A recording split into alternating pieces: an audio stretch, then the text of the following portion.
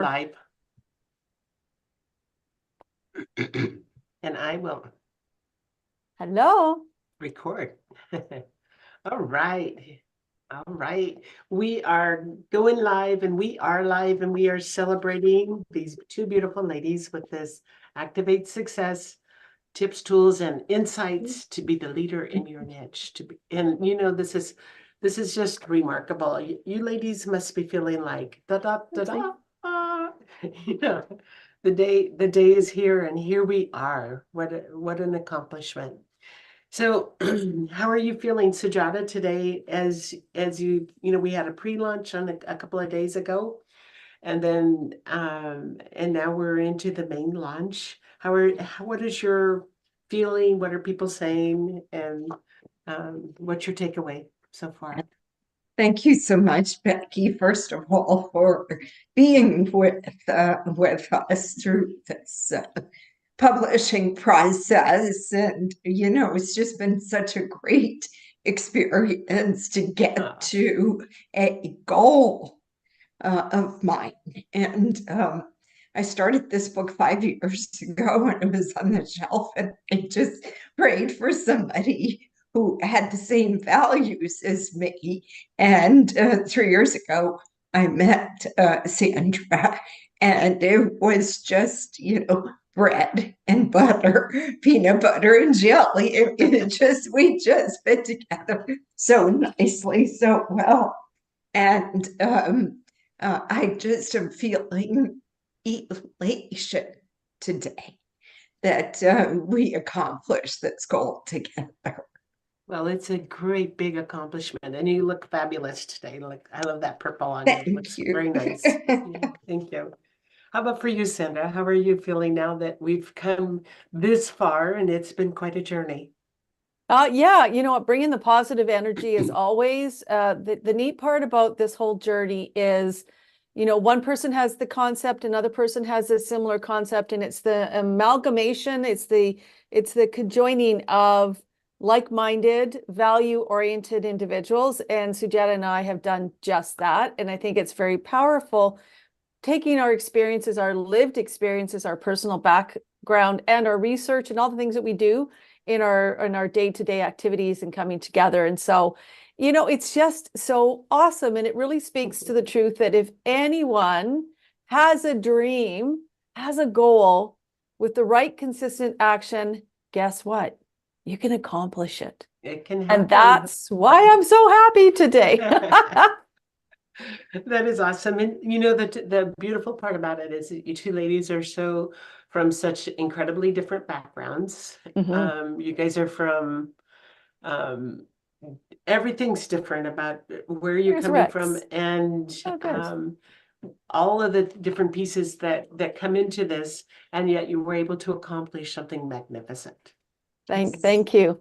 Hi, Rex. Welcome. We got you sideways. I'm trying to figure out where I am. Okay, there. Welcome, Rex. And Becky, if I can introduce Rex. Thank you, Rex, for coming in on our live today. Rex is an amazing friend and mentor, and just an exceptional master at all the things that he has been doing for 50 plus years, and is also an international, well-acclaimed author with Life on Your Terms, and has also provided us an amazing endorsement for our book. So welcome. It's wonderful to have you as a guest. I know you may not be able to stay too long because you're in between kind of meetings and things like that. So just wanted to welcome you and send so much thankfulness and love and light to you, because you're just a beautiful inspiration. So thank you for being here. Well, no, thank you for having me. And I'm really just grateful to be with you, because I'm a huge fan of yours, and I'm a huge fan of your work and Dr. Sujata and the book that you've now put out. So it's my pleasure to be here. I will have to go in a couple minutes, but I do want to say, to anyone who's watching now or in the future, that you got to get this book. You got to take the work of Dr. Sujata and Sandra Horton seriously, and make it a book that's not only on your bookshelf, but when you read and apply. Beautiful. We are so delighted you're here. And because you only have a few minutes, what is your biggest takeaway? You did write a great endorsement for this book, which was deeply appreciated. What is your biggest takeaway from this amazing book? It's not just the principles and the methods that they have written about and suggest that we adopt and use. It's the fact that they are heart-centered people who live by that principle, and that's what comes through is their willingness to help others, you not only do their best and excel their best, but to help others do the very same thing. So it comes from compassionate leadership as opposed to self-centered leadership. Absolutely beautiful. And as a leader yourself, this is something that I know you see on a daily basis, and you work with other people as a leader. What would be your biggest piece of advice to somebody, in the workplace culture, in leadership, there is just so much going on right now. And it feels like there's kind of this, where the teeter-totter's going like this quite a bit. And so what would be your words of advice that you would like to impart to somebody that is thinking about picking up a book like this? I mean, the title's pretty amazing, Oh, Activate. truly is. Well, I would simply parrot, what Sujata and Sandra say, and that is, if you're in the workplace, add value to other people.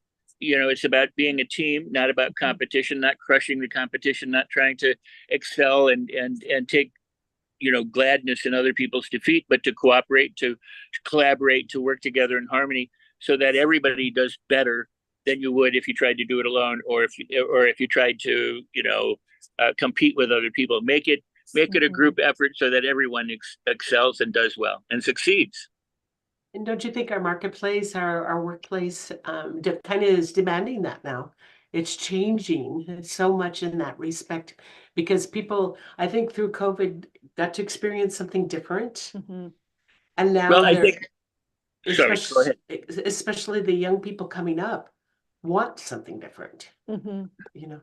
I would agree. And I think what COVID demonstrated was that the worker bees are really, really important.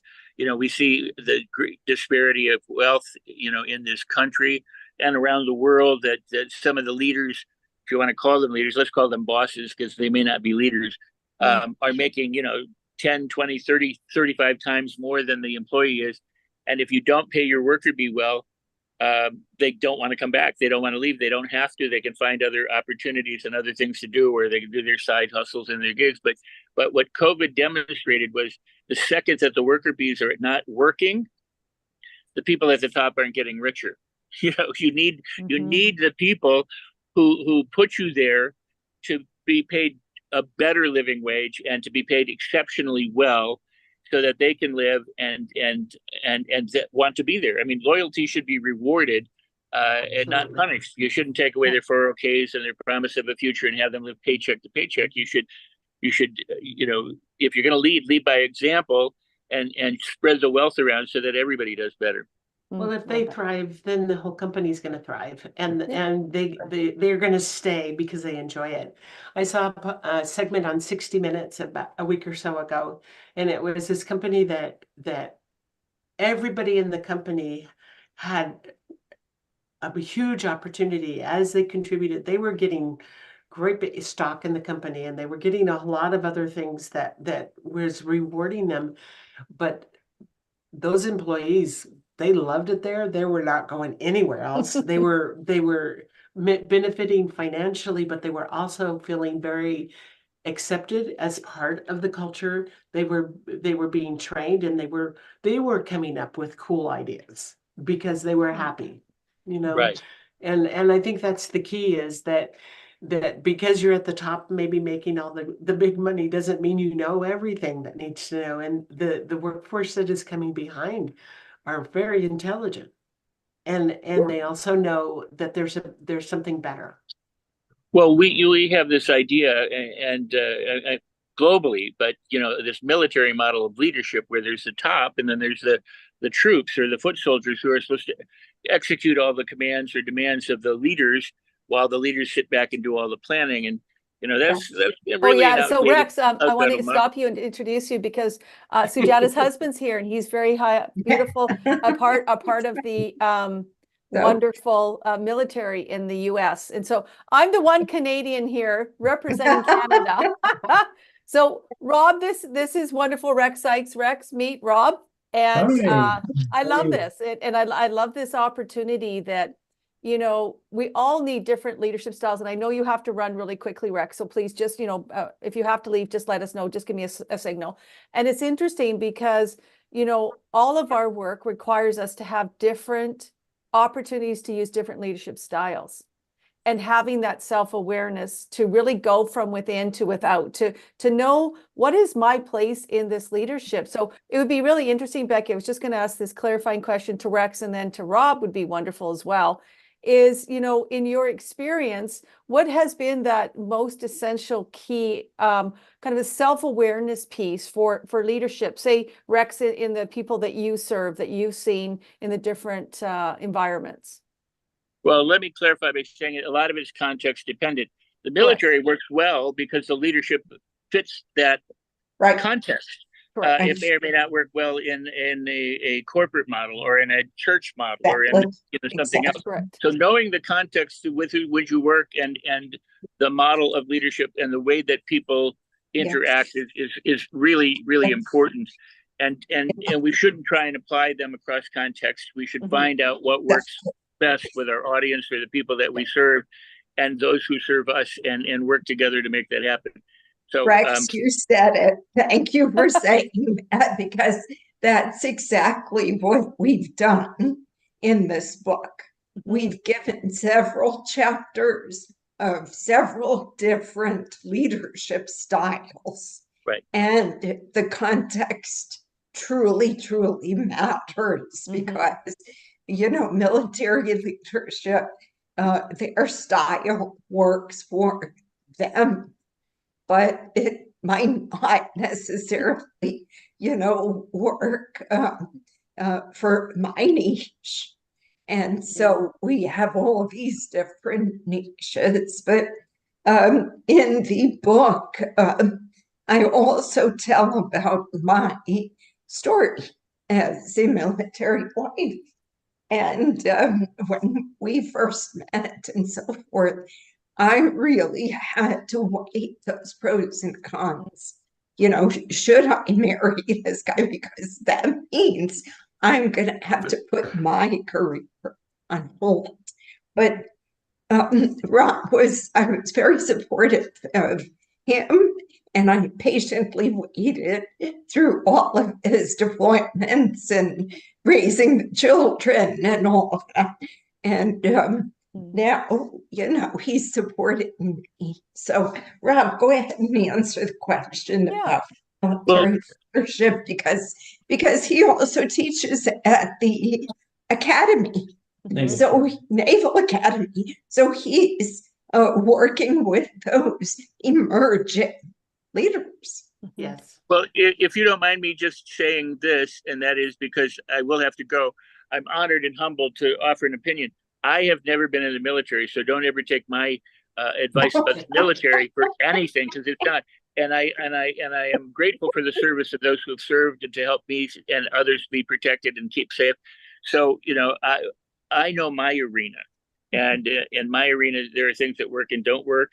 But, thank goodness for people like your husband, and for you, and for Sandra, and for you, my host today, for honoring them, honoring this important work. And I think everybody should read it, regardless of where you are, so that they better understand, these different contexts and these different modes and means and methods for carrying things out and helping people be productive members in wherever they serve and whatever they do. So I want to thank you for being here. I apologize I have to go, but this is really an important work. Thank you.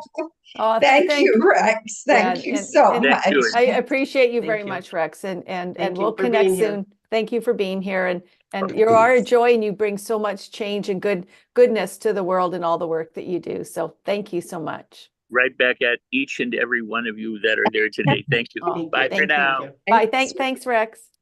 Thanks. So leadership Well, military leadership. the military is very authoritarian. We're just gonna Everybody let knows what they're. Rex leave. One moment here. Sorry, everybody. Mhm. Rex, we're trying to figure out how I can help you. I don't know how to get out of here. I'm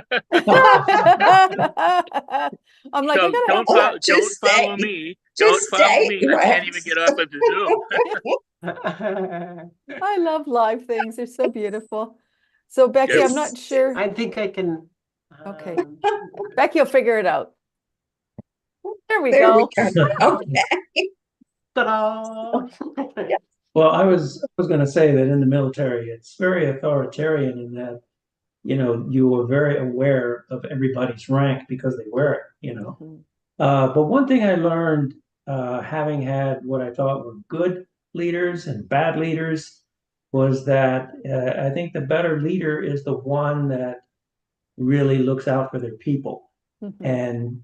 And even though, they won't get rewarded by stocks or, anything like that in the company, the morale can be really good as long as they know that their leader is watching out for them and trying to do the best for them. Mm. Absolutely. That's all I say. Thank you, Ron. Thank you. And I just noticed that we match. Oh, yeah. I didn't You're notice quite the that pair. before. So, but I think Sandra's recording this, so maybe Sandra, you can give us this little clip for our kids. So that would be Yes. great. So, yeah, okay. Thank you. Thank He's you. got to get back to Bye. work. Thanks, Rob. That was awesome. Thank- And what a great set of questions, because it really sets us up to having this conversation, because there's 15 chapters in here. 15. And 15 beautiful yes. chapters. Thank you. And the really the neat part is there's so many different circumstances and opportunities to use different leadership styles. Because for you who are listening, you might go, oh, what one would I use? When would I use it? Or I've only used one thing. I don't know. So that's kind of where I think this really helps us to kind of shift and talk about those different elements of the book and why it would be relevant to those who are listening now or later. Well, there's quite a array of on the chapter titles that can cover just about every aspect that you could possibly think of in the way of leadership. So there's conscious leadership, pace setter leadership, global minded leadership. These are just a few of the ones. Co-elevation leadership, hands-off leadership, sustainable leadership. So that's just kind of a broad spectrum, like a brush going across naming these, but let's take one or two of those and your choice of where you would like to hone in on the actual essence of this book and the leadership abilities. You know what, maybe Sujata, I'm just going to maybe set a little bit of the context of how these are all interlaced. So one of the greatest things that we've been able to do is create a pathway, a real simplified template to take you from where you are today, now in your current state, and help shift you to your future state. Where do you want to go? What do you want to achieve? The first thing that we've developed is, and this is relevant to those chapters, is our Ives Horton model, our leadership model. And in all things, you have to just take a moment, and it starts with us, individuals. And it starts with self-discovery. And that's our first pillar. The second pillar is, okay, this is great. I've made a choice. I want to go inside. I really want to know, like, who am I? Where am I going? How do I get there? And how do I sustain that? How do I continue the growth with good habits? Well, guess what? Those are the 4 essential questions that you get to dive into to really unlock your truth, your leadership story, the who you are, that then you can bring to your workplace that moves you through change. Because how much change are we going through right now? And it's stacked on top of each other. It's change after change after change. And guess what happens to all of us is that we need new ways to deal with our current environment, our current circumstances. So we help support you to understand what is change readiness. How do you do this? And that's what's embedded into each of these chapters. And lastly, our third pillar is sustainable impact. And that is really about, okay, within the structure of this amazing pathway, you get to know, oh, I know what I can do now, how I can really, as Sujata will dive into, really kind of relook at myself and really know what I need to do in order to be not only local, but international in our impact for sustainability. So Sujata, where do you want to jump into? Because that's really the Yes. overall arching kind of nice frame that all these things are kind of held in. Beautiful. Yeah, that's exactly right. When you read this book, we've given you a step by step. We take you, hold your hand, and we take you through each chapter. So it's not overwhelming.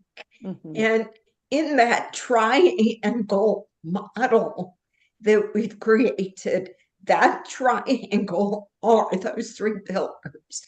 The top is the self-discovery. Over here is change readiness, and over here is sustainable impact. The middle of this triangle are all those essential questions because they affect all those three prongs or corners of that triangle model. Now, you have to get the workbook because it is the workbook. Sandra got hers today. I'm still waiting for so mine. excited. But after you read this book, when you do the exercises, please get the workbook because this workbook is, again, we're holding your hand and taking you through each chapter again through this great workbook. And the workbook the book is an easy read. The workbook can easily take you through the exercises because how many times are you going to go in search of self-help? It's like we all have tons of self-help books. At least I do on my bookcase. And this book is for self-leading. It starts you on the inside out. Not the outside in, but the inside out, like Sandra said. It's self-discovery, self-leading. And then how can you lead the rest of your environment, whether it's family, whether it's workplace or friends? Mm-hmm. So there's something in there for everybody, like you said. The conscious leadership style, the pace setter style, the global, the sustainable. There's something that we felt that could help the people in this decade, the trends, the workforce trends, and so forth. Mm-hmm. So I think I'll put a pause there. Thank you. Awesome. There are so many aspects of this, and what is really amazing is the way you were able to take the activators for each of those chapters Mm-hmm. and kind of blend them into everything that the way you just expressed the self reflection, and really it isn't about a blame game in today's world. It is not saying, well, that person over there did me wrong, so I'm going to do this. It's about going so much deeper and really looking at from the inside out, like you said. And those activators, the way you pulled it all together with those activators is what makes this book come alive. Mm-hmm. Yeah, I agree, and it's really wonderful, and even these words, they're just so powerful. I just wanted to turn to that page. So I just have a moment when you say these words, like to grow and flourish, facts and research, clarity and mindset, power and awareness, inspiration and performance, motivation and results. And it goes on to so many beautiful things. Measurement and improvement. Those are powerful words. But what they allow you to do is find ways that you can unlock their application in your everyday life and your work world. And I think that is the actionable steps that people need or invited to step into. Because most people will go, oh, I don't know. They push it off, they blame, they do all these things. And it's like, wait a second. Here's some new ways to do it based on, as we always say, our work science. It's empirically based. And I think that is also a key aspect of this book. It's grounded in the depth of all of this research and our lived experiences. So Sujata, do you want to jump into that? Because I know that is your sweet spot. That's right. It's that's how we do the scientific method. It's all we always question everything, right? And if you can't question something, then it's probably not the scientific method, because you have to question it, you have to collect the data, you have to prove, disprove, and most importantly, is the study replicable? Can it be done someplace else with different populations? So, we have to follow those steps. And the way that we've taken our experiences is that we've attached it to either a theory, a model, or a theorist. And so one of our premier theories that this book is based on is Maslow's hierarchy of needs. Mm-hmm. And I just really want the listeners to understand that the reason why you lose your patience, or, just thinking negatively, or whatever it is, or that you get emotional, is because, like Maslow said, your needs at that moment are not being met. And this is something that we share with the entire globe. Mm-hmm. It meeting human needs is something we have in common with all cultures as human beings. And it's just a premier theory in our book, and we mention it over and over again.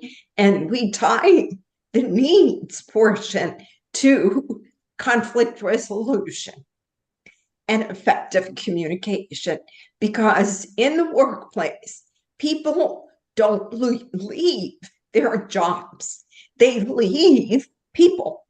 Mm-hmm. Absolutely. Yeah. Yes.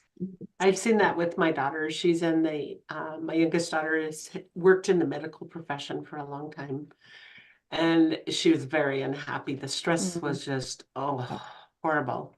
Yeah. And she finally found a different job, and she works from home, but what she has done is she's very happy with this new position that she's in.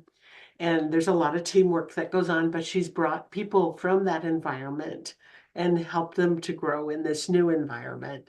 And it's been I've seen a lot of growth from her as a result of it, but it's sad because she had put so many long hours every day into making the prior environment work. And the leadership wouldn't go for it and didn't want change. There was so many factors but they lost so many good people because of it, Yes. And that's adapting to the change. It's just everything that is our world is facing right now. And people, I think maybe through COVID, they came to the place where they realized there had to be a different way. Yeah. And we're really seeing that. I know Sujata wants to jump in here, but I just want to add in, because that's kind of my big area, my wheelhouse, being in healthcare and doing, starting there, working not only as kind of a project leadership kind of role, but also in change management, which I apply to all the stuff, whether it's in healthcare or outside in my kind of consulting work that I do. The core fundamental truth is we can't go and move forward if we don't make a decision to move forward. And it's really interesting because we keep hearing the same repeated patterns coming back and the same old, we're perpetuating the same old thing because we haven't changed anything. Right. And so, oh, hi, I want to say hi to my friends or just signing in through Facebook. That's awesome. Hello, beautiful friend.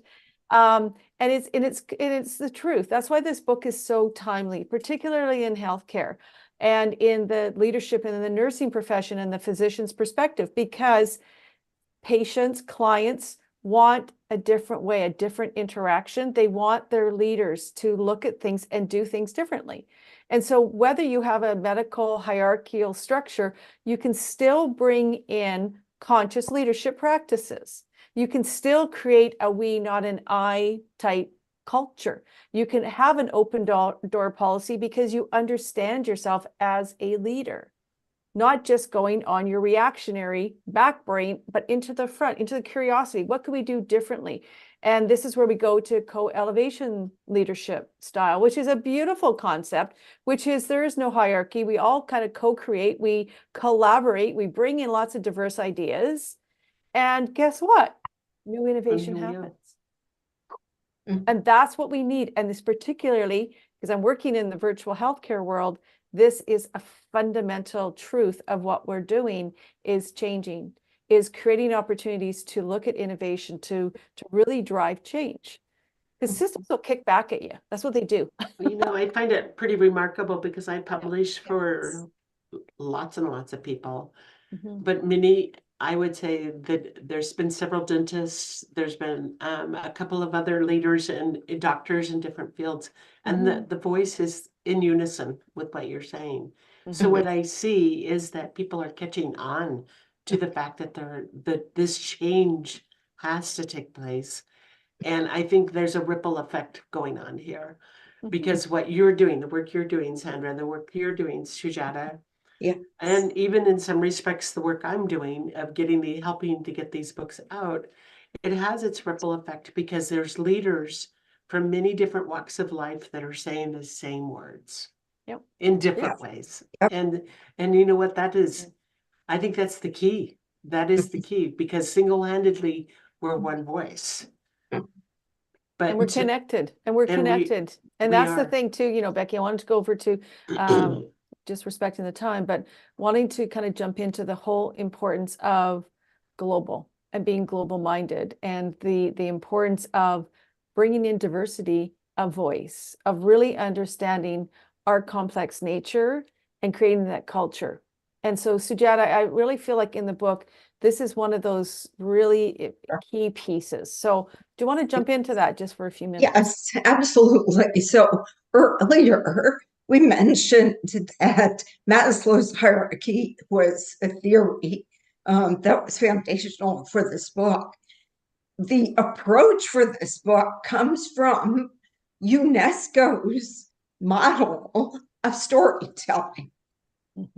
And this is a brand new model. We see this coming more and more into LinkedIn, into workplaces now, because the organizational culture needs to shift to people. It's about people. And what do people bring that AI doesn't bring are their stories.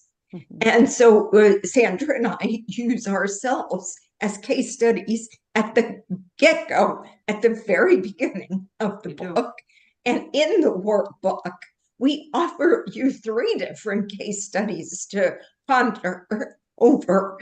And one at the individual level, one at the team, and one at the system.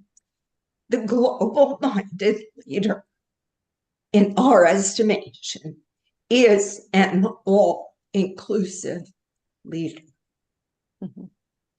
And that inclusivity doesn't only mean diversity and culture. It means inclusivity of perspectives. And that's why I got so excited to hear your case study from, excuse me, from your daughter's experience, because these are the case studies. These are the people that managers, excuse me, that managers and leaders must listen to make the change. Yeah. Beautiful. Mhm. Beautiful. Excuse me, I have this cough coming on. Yes. Well, in the interest of time, we need to wrap this up, but I want to celebrate the two of you for bringing this remarkable book, and I think mine's backwards, book to the world, and the workbook. and the workbook that accompanies. I'll do both. Yeah, good. Thank you, Sandra. They go. I need they a go picture. beautifully hand in hand. And really the beauty of the workbook and the deliberateness and the way they put this workbook together is fabulous. I work, many times I'll say to my authors, shall we put a workbook together? And some will put a workbook at the very end of the regular book. But I think a workbook, a separate piece where they can kind of read and come back over here and contemplate and have it to refer back easily to is highly beneficial. So these go, they kind of dovetail. They're really done with a lot of wisdom from both of you and a lot of insight into the way people learn and how they best learn, and I'm really proud to be a part of this, bringing this book to the world that we live in. Thank you. Thank you, Becky. It's just been a joy. Thank you so We much. celebrate to you, and I hope that both of you celebrate this day. Yes. Go out and you. celebrate. Yes. All right. Well, we wind it down, and for anybody, be sure in the comments below is the link to get the book and the workbook. Be sure and pick it up, and just really take the time to contemplate, to really give it your whole heart and soul, to don't rush through it. It's not a rush read. It's a read. It's a read and contemplate and take the time to really pick up on it. Thank you, ladies, and we celebrate Thank you, today. Becky, for everything. Thank you, Thank you so Sujata. much. Thank you.